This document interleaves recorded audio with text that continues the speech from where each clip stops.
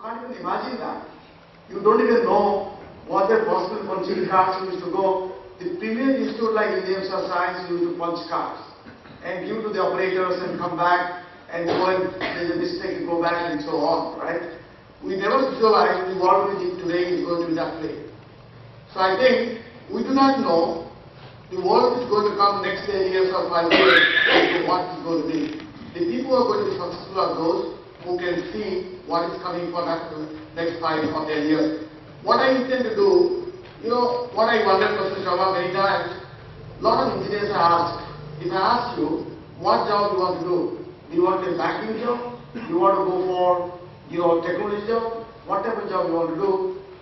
Invariably, not only India, anywhere in the world you go, people would like to go for consulting, people would like to go for banking, that's where money is, right?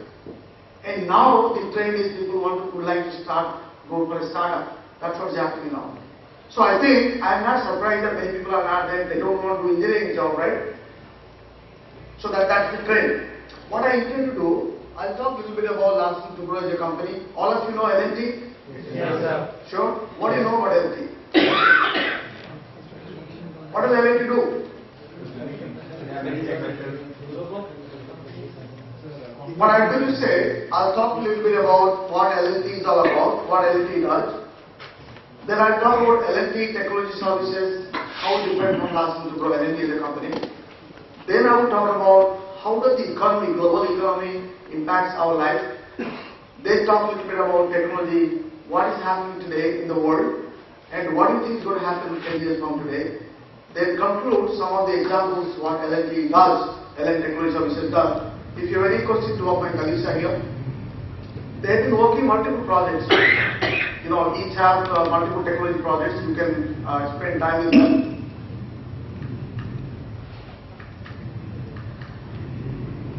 Do you know Larsen & Toubro? These two names are not Indian names, right? Many times, a lot of people ask, when I go outside and talk to people, they ask about how is Larsen & Toubro came with it? It's not an Indian company. There are two Danish engineers in 1938 came to India. That is how the company started. They started the company, right? If you go to Larsen & Toubro anywhere, you see that picture, Mr. Larsen and Mr. Toubro's picture everywhere. I believe Mr. Larsen died, Mrs. Larsen died in India, and Mr. Toubro died in India. They were here till the last day. So these two gentlemen started, and this company went to public in 1951. Company started in 1938, and company went to public in 1951. We have multiple areas, like I said, heavy engineering. I'll show you some pictures there. We are into power, multiple powers, nuclear, hydropower, and so on. Construction. You know that Mumbai Airport. If you go to Mumbai Airport, Delhi Airport, built by Larsen & Toubro, we do machinery, multiple machinery we have. We are also in the infrastructure and defense. I'll show you some examples there. In total, we have 60,000 employees, and we have 200,000 contract laborers. These are permanent employees. Any particular time, the construction site, you see, we have 200,000 employees there, contractors there. And total turnover is around $14 billion. Can you read this? I think people last line can't read that, I think. So what you can read is project business, Larsen & Toubro into three areas: project business, product business, and services business. The three areas, right? And what you see here, this is where you can see power, hydrocarbon, heavy engineering, metallurgical, material handling, and so on, shipbuilding.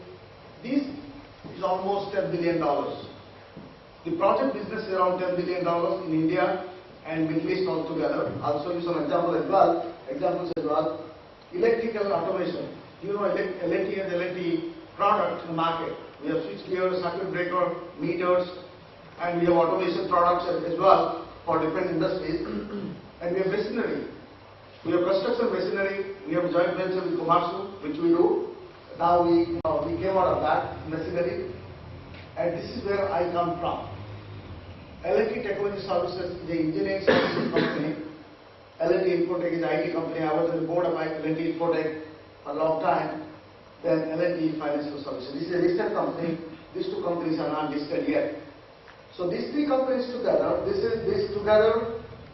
is around $500 million. This is around $800 million US dollars. and financial services annual listed. You guys can get the value of the company anytime. And these two together is around $1 million. This is where it is. Some of the examples what Larsen & Toubro does. India's first nuclear submarine. This is what L&T is the only company has done that. Before we buy from Russia, L&T has done moon mission. We were part of that. We did a lot of work. This is Mumbai Airport we see here. Mumbai Airport. I think if you're not, you'll see that. It's an excellent airport, if you see around the world, that has come out really well. We have the monorail here, first monorail, L&T did, and multiple areas. If you see here, ammonia converter, we ship it to many countries around the world, both Gulf as well as outside. These are the projects we do outside India.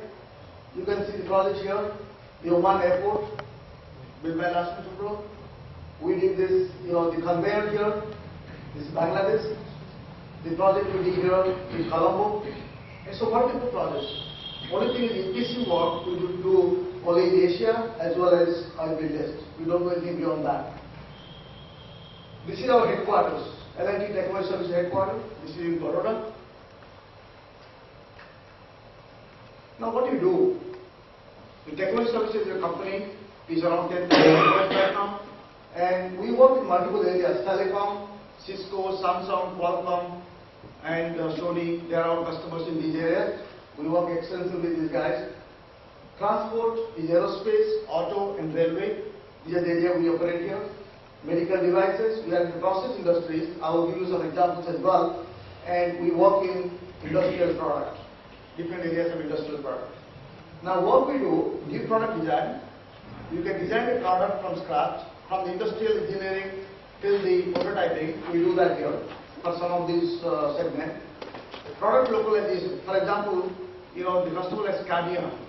Scania truck, you know that, right?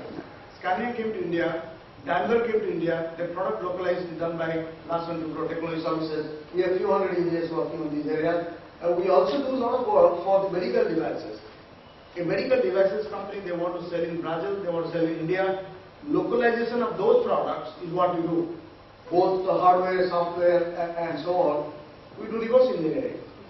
A lot of products reverse engineering. We do value engineering, infotainment for auto segment, data analytics, IoT, MTM. I'll talk to you more about IoT, MTM. We have PLM, power electronics, plant design. We do plant design as well.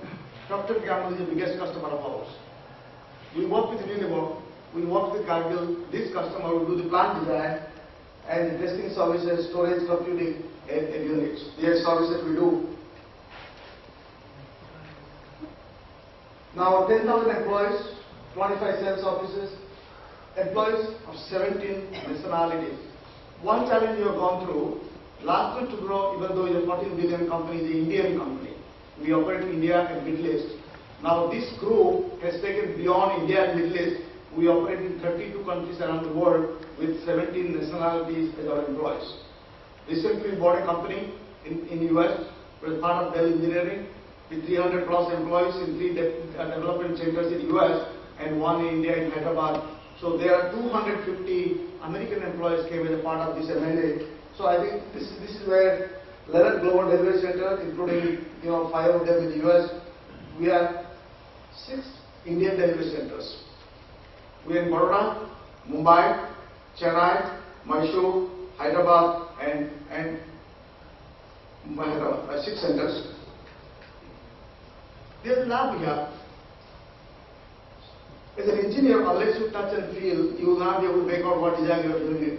Multiple huge investment we have done in these labs. So these labs are going to be available to some of you. If you like to do projects, going to be available to you.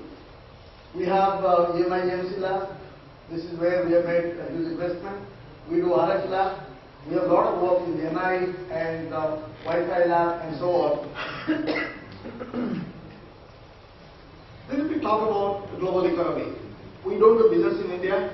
3% of our revenue comes out from India. Out of revenue what we do, technology services done, 3% comes from India. That means we need to understand how does the global economy moving? How does the political situation in the world, do we understand that? How does the global economy impacts your business? So this is what I'll talk a little bit about global economy.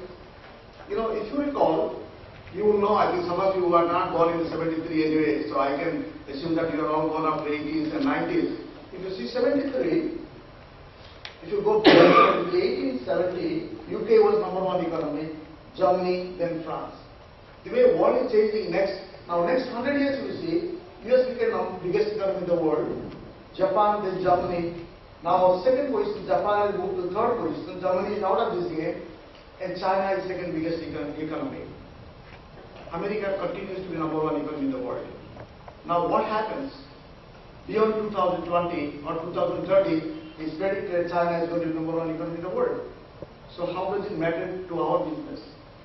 Do we know what type of buying, what Chinese customers are going to buy, what product, the cost basis, China manufacturing engineering cost, how does our business is going to impact, and that's something we look at it. US will be second. Most probably, India is going to be third biggest economy in the world. But I don't know whether India is going to be third biggest economy in the world, but I know for sure India is going to be number one in terms of population. There's no doubt about that. A lot of work to be done. I think you all have a lot of responsibility for India to be third biggest economy in the world. Every time I talk to my engineers, one thing for sure, there's something called innovation. Professor Saman talked about innovation. Innovation stops after age 40. That's my theory. When you cross 40, innovation doesn't happen. I cannot do innovation. You can do innovation. The young generation coming to the field, engineers who come to the field, they understand engineering concept well. That's why innovation is there. Only thing I can do, create a platform where fearlessly you can give your ideas. I have a process where I can filter it out and say which is the best idea and how we take this, monetize those ideas. Believe me or not, the successful companies today, there are some examples I'll give you, are those who have taken this young mass and be successful. Right? So that's where we are struggling right now. This is a very interesting slide. Look at this. 1980s, I'm sure some of you will see that. We are not far away. India was not far away from China in economy. Right? 1980, we were here. Look at this. Where we are now in 2012, this is where China is, this is where India is. We are still in $2 trillion, less than $2 trillion GDP. Okay, where China is. So I think China is one here, and there is one more definition we said, which is called Asian powerhouse. Asian countries together, this is definition of Asian powerhouse, China, India, Indonesia, Malaysia, Philippines all together, Asian powerhouse. Now, the contribution of US economy to the global percentage contribution is going down and this is going up. Now, one thing you see, the reason I think Asian power is going up, major contribution coming from China itself. Now, anywhere you go, China impacts US stock market goes down where China economy is not doing well. Right? If there is a problem in China, global economy is in danger. So look at what they have created so far. Right? It's something to watch out. Only country can match them is India if you wake up. Now this is interesting. When I was going to engineering school, all my classmates, they go to US for masters and they get a job in General Motors, Ford and Chrysler. That's the best thing you could do. Or you become a professor after doing PhD, right? That's what everybody should do. IIT, undergrad, go to US, do masters and join good family land in Detroit. This is interesting. Look at this. Chrysler, Ford and General Motors together in 90s sells $250 billion, 1.2 million employees, and market cap is around $36 billion. $36 billion market cap. And look at this way, these guys were not there. Facebook, Google, and Apple, if you look at these guys, they're 250 billion, I have given to 2015. This number changes every day, right? If you see someday in 2014 end or 15, I have taken this number, 250 billion sales, 150,000 employees, and market cap is $1,177 billion. So I'm saying, today wealth creation is not the number of employees you have, wealth creation is something, innovation in data management. Wealth creation is data management and innovation. That's where it's sourced, right? Now, the same number, this is 1990. If I see market cap, same company, 170 billion today. Chrysler, General Motors, and Ford all three together, 170 billion today. Can they match this? Absolutely not. Right? Look at this. This is 2008 to 2013. If I create this today, 2014, this is going to be different. The message here is, you can't relax today that you are top, number 1, number 2, or number 5. You are going to be out of this in the next chart, which will make next year. Now here, Google is number 1. Even 2014 it was saying number 1. Market cap as 416 billion. And 2008 to 2013, they have gone ahead with 40 position plus 40. That means Google was 41 in 2008. Now they have come to number 1. And see, Apple. Number 2, Excel used to be number 1. Then Google here. And all these companies, look at most of the companies. Now from the list I was seeing